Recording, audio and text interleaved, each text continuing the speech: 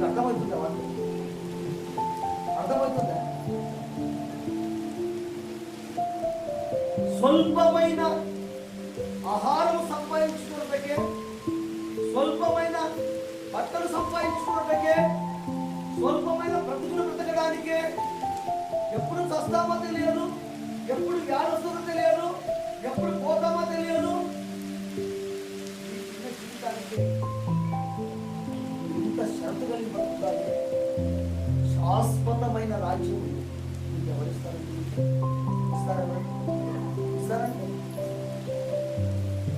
ఏమని భారం పెట్టాడైనా, భయమంటున్నాడు ఆయన. పాత బ్రతుకును మార్చుకోమంటున్నాడు, పద్ధతిగా బ్రతకమని చెప్తున్నారు, ఆజ్ఞలతో లోపడమంటున్నారు, ఆయన చిత్తానుసారంగా జీవించమంటున్నారు. చెప్పేది అదే కదా. భారం ఏమంటున్నాడా? లేదు కదా. మరి ఎందుకు